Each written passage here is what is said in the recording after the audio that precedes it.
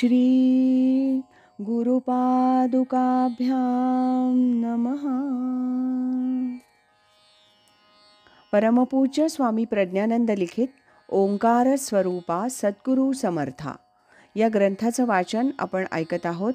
आज ऐकूया या ग्रंथातील प्रकरण पहिलं, गुरुपाशी देवा आहे, याचा भाग 8. नुसतं जीवन जगण्याचा विचार करू नका. जीवनात सार्थकता आली पाहिजे, कृतकृत्यता आली पाहिजे. साध्या साध्या गोष्टीमध्ये सार्थकतेचा विचार आपण करतो. मुलाला शिकवलं, मोठा केला, त्याला अपेक्षेप्रमाणे चांगली नोकरी लागली, खूप कष्ट केले, खूप परिश्रम केले.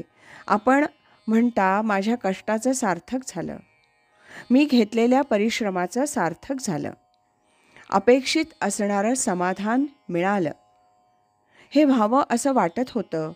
मग शांतता, तृप्ती, समाधान, आनंद या गोष्टी प्राप्त होतात. जीवनामध्ये तुम्हाला खरी सार्थकता प्राप्त करून घ्यायची आहे.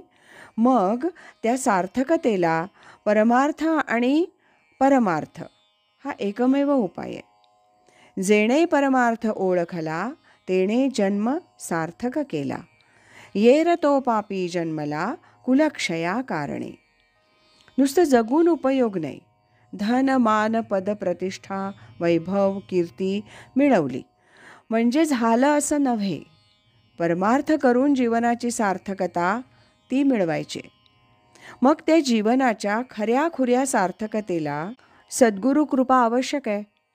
एकनाथांनी स्पष्टपणे सांगितलंय, सकळ साधनांच्या माथा जाण तत्वता गुरुभक्ती. सगळ्या साधनांच्या मध्ये सर्वश्रेष्ठ कुठली जर गोष्ट असेल तर गुरुभक्ती. गुरुभक्ती हे सर्वश्रेष्ठ आहे. म्हणून गुरुभक्त होण्याचा प्रयत्न करावा. अडचण काय आहे? गुरुला परमात्म रूपामध्ये जाणायला आपलं मन तयार होत नाही. गुरु हा माणसासारखाच आहे असं आपण सतत मानत असतो. कारण आपण आपल्या देहावर इतकं प्रेम करत असतो की आपल्याला नित्य परिचय आपला देह आहे. गुरुचा जेव्हा देह आपण पाहतो तेव्हा आपल्यासारखाच तोही आहे असा भाव पहिल्यांदा ताबडतोब निर्माण होतो.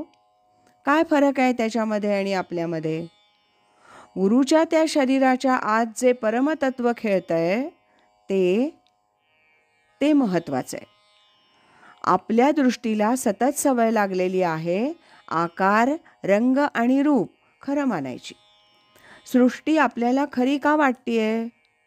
खरं तर सगळे तत्वज्ञ ओरडून सांगतायत की हे सगळं विश्व म्हणजे माया आहे, हा भ्रम आहे, ही अविद्या आहे. पण आपल्याला ते खरं वाटतंय ना. ही झाडं आहेत, झुडपं आहेत, घरं आहेत, माणसं आहेत, इमारती आहेत, हिंडतायत, फिरतायत, सगळं आम्हाला खरंच वाटतंय. खरं वाटतंय याचं कारण असं की आमच्या मनाला, आमच्या दृष्टीला आकार, रंग आणि रूप यांच्यातच रमण्याची सवय लागलेली आहे. याच्या आत किंवा याच्या पलीकडे कुठेतरी ते परमतत्व आहे. तत्वज्ञान आपल्याला असं सांगतं. परमात्मा चराचरामध्ये भरलेला आहे, तो पहा.